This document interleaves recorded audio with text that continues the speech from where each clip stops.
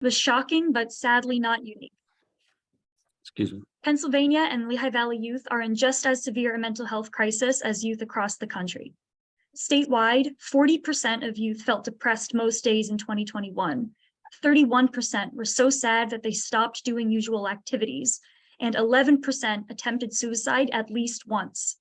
That's 1 in every 9 adolescents who actively tried to kill themselves last year. These rates are at an all-time high, and they started rising around 2013. SAP referral rates have also been on the rise since then, and mental health services were consistently the top recommended treatment from a SAP referral. SAP referral rates varied among counties, but we found that they were mildly positively correlated with depression symptom rates and county density. That is, counties with higher rates of depressed students and more urban counties have higher SAP referral rates. This latter point supports research that rural schools have less access to mental health resources. We also found that youth mental health is likely related to other well-being and success factors. Students who experience depression symptoms were more likely to have consumed alcohol, have vaped, received poor grades, and have been bullied. SAP, while servicing an average of 7.8 Pennsylvania students, fell short during the pandemic. While depression and anxiety symptoms were rising higher than in previous years, from 2020 to 2021, SAP referrals declined in that period. This is most likely because poor mental health symptoms were harder to see in online classrooms. Within the Lehigh Valley in the 21 to 22 school year, SAP referral rates varied by school, with Bethlehem's Liberty High School having a SAP referral rate of 27% and a local charter school having a rate of 5%. This suggests that SAP integration may vary by school. Indeed, Liberty High School has been implementing a proactive approach towards mental health by requiring mindfulness seminar classes and providing therapists within the school. Pinebrook Family Answers, who supply the school's therapists, report improvement in clinical symptoms in their student patients with consistent usage of therapy. While unique in its proactive approach, Liberty is one of many Lehigh Valley schools that have been taking initiative towards addressing these problems by partnering with local organizations.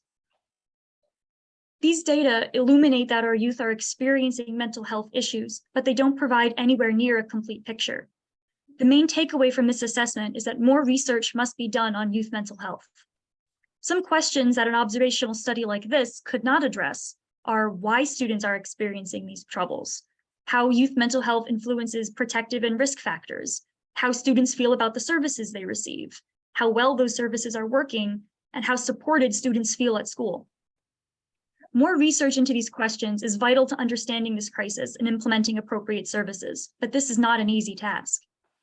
This requires funds, available resources, professional staff, time, and stakeholder interest, and schools are already overburdened and facing teacher shortages.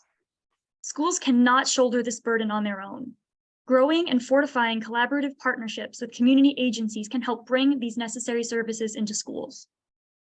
And lastly, even if there is money and interest to provide these services, there needs to be mental health professionals to staff the locations. Nationally and locally, there is a dire shortage of school psychologists and child therapists. Incentives to enter these fields may help stimulate the stream of professionals needed to support our students. The youth mental health crisis is extremely complex and branches out into so many different areas of child development that not only affect the child, but also the future of our community. Regardless of why, our kids are experiencing severe mental health problems, and we need to give them the support they need, not only to thrive, but to survive. Thank you. Thank you very much, Vicki, for that. I'd like to turn it over to Dr. Bailey to talk about Liberty High School and the Wellness Center. Sure. Hello, good afternoon, everyone. Thank you for having me here and putting on this conference, this press conference. This is important, extremely important work that we're doing here. I wanted to just briefly touch on some of the things you just heard. Obviously, that report is extremely thorough and in my estimation, one of the most comprehensive summaries of mental health in the Lehigh Valley that I've seen. So kudos to everyone involved in that venture. For us at Liberty, this journey started probably about 6.5 years ago when we decided that we weren't seeing the impact that we wanted to academically for our students. And we recognized pretty quickly that trauma and toxic stress were reaping havoc on our students, and was truly the kind of unanswered question that we needed to address. And so we began that process of analyzing the state of our students and understanding more deeply what trauma is about. Now, back then, even though it seems not that long ago, no one was really talking about trauma 6 years ago. That word was kind of not in the vocabulary of most people, and now it seems to be everywhere. But that really was kind of where it started for us.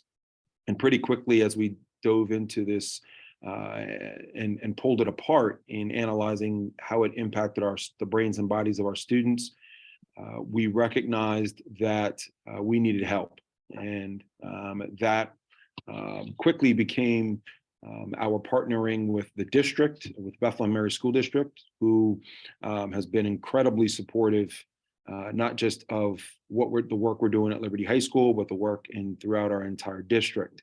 And that has been an absolute blessing, from the naming of our Director of Student Services, who's here with us, Ms. Tracy Herner, who oversees mental health for our district, which is absolutely incredible, to all of the social workers and therapists that we have now been able to put in place. And 6.5 years ago, we had none of that. None of that existed in our district and in our school. But in any case, as we started this process of becoming trauma informed, that we talk about as not a destination, but a journey, we recognized that there were kind of 6 components of being a trauma informed school that were critically important to us. We identified what they were, from Maslow's hierarchy to mindfulness to community and cultural connectedness and restorative practices, being trauma informed and the like. We then decided at that point that we needed to expand the services that we provided to our students, because we're a building of 2,800 students, and again at that point we had no therapists in our building. And so as we went through this process, we were able to expand that. We moved from not having any to having a wellness office. That wellness office consisted of 1 therapeutic support staff. At that point was from Pine Brook, and a community and schools worker. And the 2 of them worked together to service all 2,800 students, depending on how many actually needed those services. We were able to, through a lot of hard work, working on grants and the dedicated focus of the people in our building, we were able to expand that into what we now call the Wellness Center. We basically took what was formerly our in-school suspension room and part of our library and redesigned it to be a wellness center. This center is, as described in our belief, a pilot for not just the state but the country. There are very few schools that have a wellness center that operate the way ours is operating, and we are extremely fortunate to have had that up and running just before the pandemic really hit us. But our wellness center consists of it's both a peace room and a set of offices.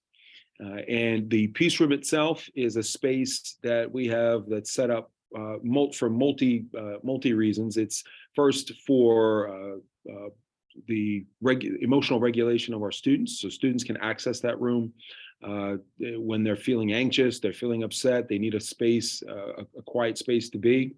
The students can access the room for that. It is manned by our partnership with Moravian University, who they have interns in their occupational therapy program who man that room and work with our students who enter it. It is also a space that we can use for yoga, for meditation, for any of those things classes that we want to hold, not just with our students or our faculty, but also with the community. in the offices connected to the Wellness Center, there are 4 therapists who work through Pine Brook. And this is their full-time job. They work here with our students all day long, and many of them into the evening. In addition, we have the community and schools worker who operates as what we call air traffic control. So her job is to basically, as the referrals come in, her job is to figure out how they fit, what are the best service providers that can work with them, and who will service those students. And so that is set up within the Wellness Center. We also, the community schools worker also is the one who oversees our outside services. So everything from Project Success to Valley Youth House, Center for Humanistic Change, and other programs through community and schools. Finally, we have a very vibrant mindfulness program that is part of our trauma-informed schools program. And that is basically twofold.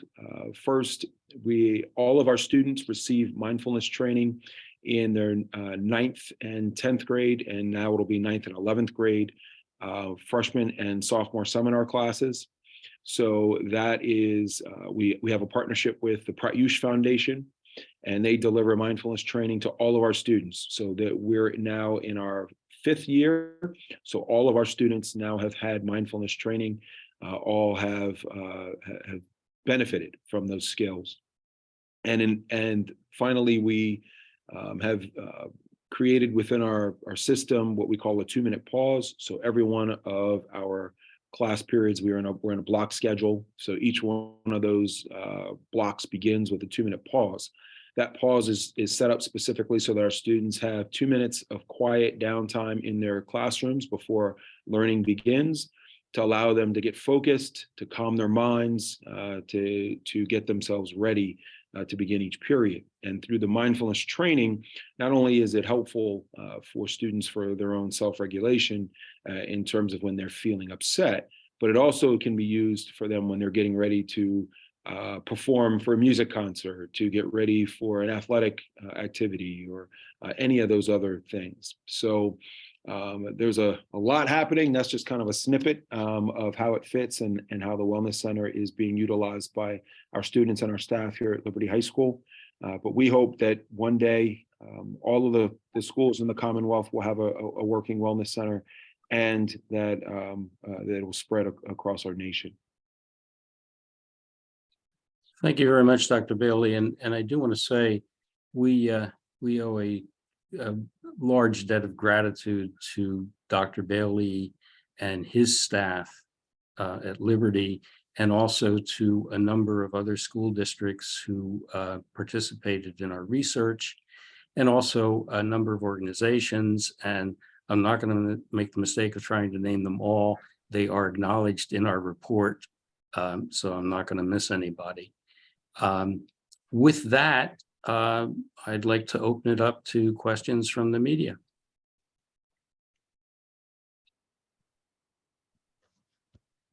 This is Rudy Miller from Lehigh Valley Live. I don't really have any questions, Joe. I just wanted to thank you for inviting us, and thank Dr. Bailey and your staff. Thank you. Well, thank you for coming. Does anybody else in the media have a question? We have left the media speechless. Don't know what to tell you, Joe. How did this happen? Joe, if I could, I just Sure. I want to thank the media who is here. It can't be overstated the absolute epidemic that we're in. You won't know until you're the person who is trying to get services for yourself or your loved ones. When you're in crisis and they're telling you it's a 3 to 6 month wait to get services, we are in an unbelievable crisis that no one wants to talk about, and so we desperately need you to spread the word, because if we don't do something quickly, this is getting beyond the reach of anyone to curtail. This impacts everything. This impacts our prison population. This impacts our homeless population. It impacts, joblessness. And we all know that adults who are not well, right, run the risk of creating children who are not well. And so we absolutely need not just our community, but our country and our world to start to recognize how critical this is, that we have available services for people. Right now, it is non-existent. And the few services that are out there are overrun. We have people who are severely disabled by their mental health. And so they're the ones who have to get services. And so the people who are suffering from what we might think is normal depression can't get services because of the way the system's set up. And so we need the media to get the word out so that we can provide this for people all across the world. Certainly true. We need the media to get the word out. We need all elements of society to step up to the plate here. As Vicky pointed out, we need the medical establishment, the hospitals, the practice groups to get more involved in providing more services to the schools. We need schools themselves actually to be training more practitioners, because we have a dearth of people to fill these absolutely vital roles. So there's a lot of players that really need to come to the table. As I said, our purpose in releasing this report is to raise awareness of that fact. And one other item, if we don't spend the money now on the kids in the schools, we will spend substantially more money later. Maintaining a system of incarceration or mass incarceration has a very heavy price tag. And some of the few studies that have been done on the subject, we're doing one locally, but some of the studies that have been done suggest that price tag of maintaining incarceration is an economic impact in both direct costs and lost opportunities to the local economy of somewhere around 6% of GDP, which for the Lehigh Valley would be $2.5 billion a year. So that's the price tag we're paying on the back end. Let's start paying it on the front end instead. Joe, we entertain questions from a non-media person who's participating as a very much interested observer. Yes. Okay. What I am really interested in is results. I think Dr. Bailey, has presented one set of solutions, and I'd like to know if he or the report indicates some positive impact as a result of the efforts at Liberty High School. The answer with respect to the report is yes, it does. It documents the results, but I'll let Dr. Bailey expand on that. So one of the things that we were working on prior to the pandemic was we were working with Lehigh to create a quantitative measure to be able to do that. And unfortunately, when the pandemic hit, that all kind of went by the wayside, obviously. And the other piece of that is, as a result of the pandemic, we know that it became almost apples to oranges in the comparison of mental health before the pandemic to after. So what we have now is more on the qualitative side of what the results have been. And from our students, from our staff, from the staff who do the work every day, to our normal teaching staff, we definitely know that the work that has happened in providing those services for our students, that we've reaped some positive outcomes from that. Our number of one of the things that has happened is just the recognition of mental health concerns. So when you talk about what we call a SAP referral, student assistance program referral, that is the recognition either from a staff member or from a parent or from a student that another student is suffering in some way. It could be mental health, it could be drugs and alcohol.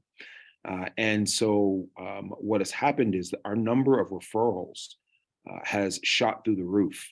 Last year, we were over 700 referrals, and you can see in that report that outcome. And that is the recognition of our community starting to understand what this is and what is happening to our children. And that's a huge step forward, that one, that we recognize it, and two, that we're willing to admit it. Because there are many communities that has not even begun to happen. And so those are some of the outcomes that just off the top that have begun to come to fruition with the work that has happened in the Wellness Center and our conversations around trauma and toxic stress at Liberty High School. The other thing that's happened is that our sister school, Freedom, has now created a wellness center and is starting the same work. And so I think it's something that fortunately is creating a little bit of inertia, hopefully a lot more, that we recognize what is happening in the brains and bodies of our children. Thank you. And Vicky, did you want to say something with regard to that? Yeah, just to put some numbers to what you were saying, Dr. Bailey. Liberty, I believe it was in the 21 to 22 school year, Liberty received 27% of the SAP referrals from their student body. So like 27% of their student body received a SAP referral. And there could be doubles in there for multiple students getting referrals. But some of the other schools that we looked at had SAP referral rates of 5%, 6%, 7%. There was one school that had about 12%. So you can really see that Liberty High School, these SAP referral rates don't necessarily mean that the students at Liberty are worse off. It means that Liberty High School has this proactive approach and they're recognizing when students are struggling and connecting them to resources. Also, to the point of, do we have any measures that these things are working? And that is, we do. If you have the report, I believe it's on page 16, figure 17, Pinebrook Family Answers supplies the therapists that staff Liberty's Wellness Center. And they track student progress as they progress through therapy. So every month, yes, it's every month, the student takes a self-assessment where they rate their clinical symptoms, their day-to-day functioning that is impacted by their mental health symptoms, and what's called the therapeutic alliance, which is how close they feel with the therapist they're working with. So every month they rate these things. And Pinebrook tracks that progress. And every month that a student is continuously seeing a Pinebrook therapist, there is positive improvement in clinical symptoms, in their day-to-day functioning, and in the therapeutic alliance. I believe the highest improvement is in 9 months. 7 months to 9 months is where you see the best improvement. And Joe, if you have the report open, it's on page 16. The bottom there you go. Yeah, so that figure there shows you that the improvement in each category from the first month to each subsequent month that they take that assessment. Great.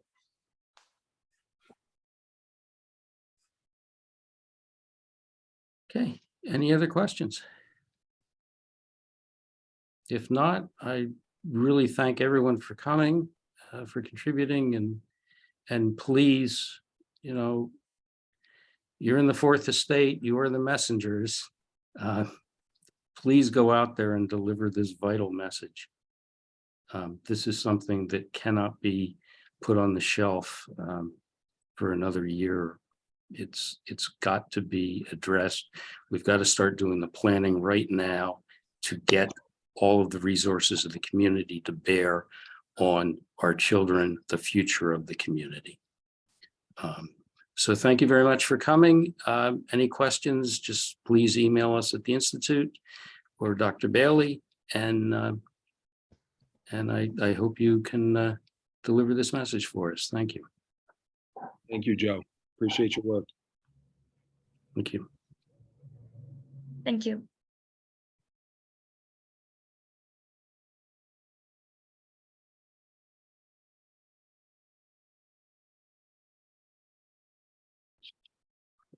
All right.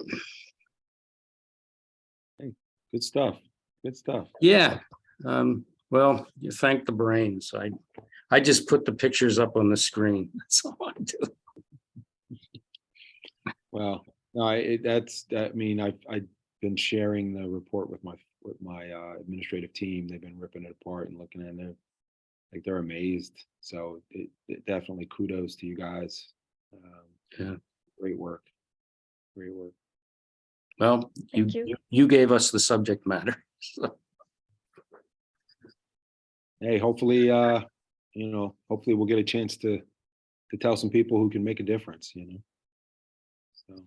yeah. Excellent. Well, Okay. thank you, guys. Appreciate you. You guys take Appreciate you, care. Dr. Bailey, too. Take care, Dr. Bye-bye.